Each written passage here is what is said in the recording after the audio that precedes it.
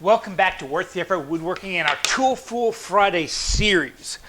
Today we're going to be talking about squares, probably one of the most commonly used tools in your arsenal, because basically all of woodworking is you mark a line, you solder that line, be it a power tool or a hand tool. Squares are things like a framing square like this one right here for big stuff. Marks out 90 degrees all day long, and you can build them to do 45. Probably the most common one you see me use in my videos are these little French tri-squares. I actually sell these. I make them out of wood. I love the wood ones because they're so easy to true up. These are probably the most accurate tools I have, and if you're working with knives as I do, they don't cause too much damage to the knife when you're doing them. Most people, they might have a fancy aluminum one like this right here, or different layout squares or stuff like that. And if you're a carpenter, or maybe you have an adjustable square, and if you're a carpenter, you're probably familiar with the ubiquitous speed square.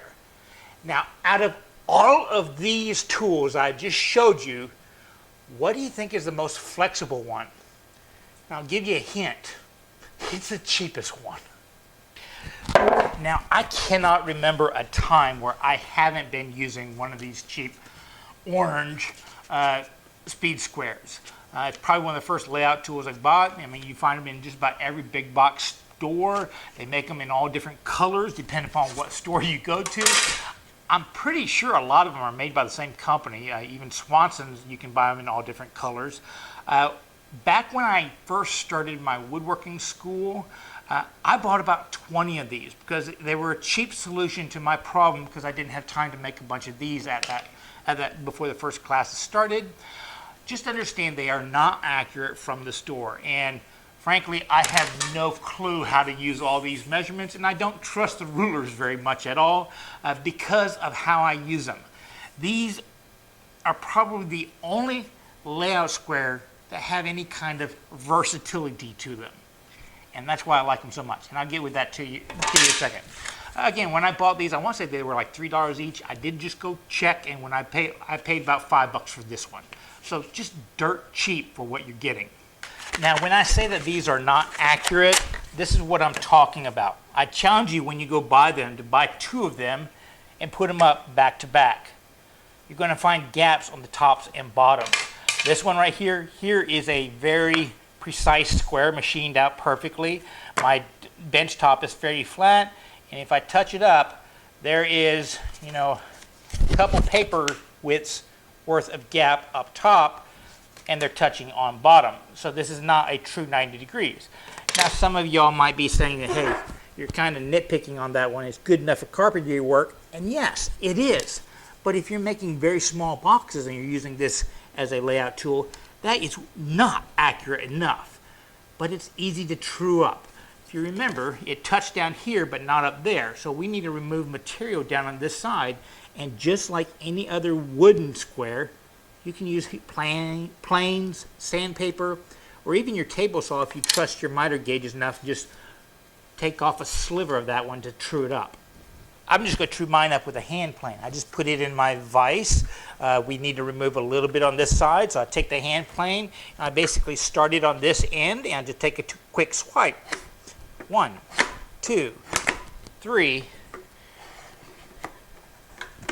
4. Taking a little bit of shaving. That's about all we take, and then the last swipe, take a full swipe. There we go. It should be 90 degrees now, but we can check it.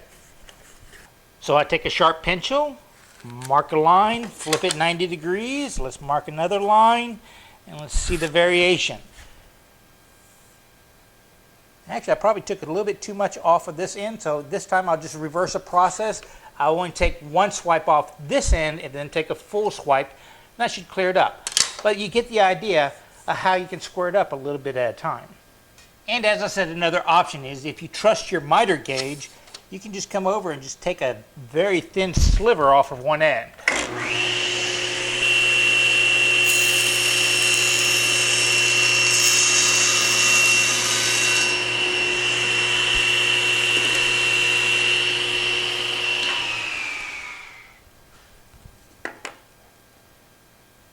Pretty accurate. And once you have it, so it is perfect 90 degrees, there you're set. You can do your layouts all the time. But we all know that carpenters use speed squares as fences a lot. And because it's plastic, and I think I've proven to you that you can cut plastic with your woodworking tools, you don't have to be afraid about using this as, I don't know, a miter gauge for your bandsaw that didn't come with a bandsaw. I do this all the time, referencing either the front way to push something or on the back to push it like this to get it through the board to make a rough 90-degree cut. Notice that the tip has been cut off just for that purpose. Now, if you're a carpenter, you've probably done this a bazillion times. You mark your line, you come over, you take your framing square, you drop it on the line, then you use it as a fence, squeezing it so you can make a perfect 90-degree cut.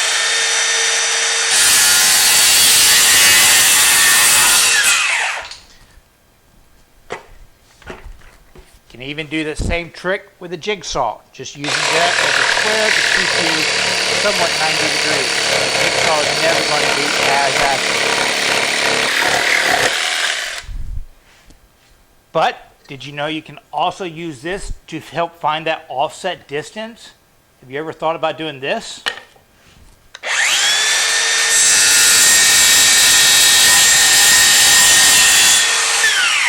There we go. Then just mark your line. Use this to register your position fairly easily, and drop that down, and you've now got your fence again, and it put the distance exactly over. You don't have to trust these lines because this cut right off that blade. There can't really be any way to get off if you're using that exact fence as your distance.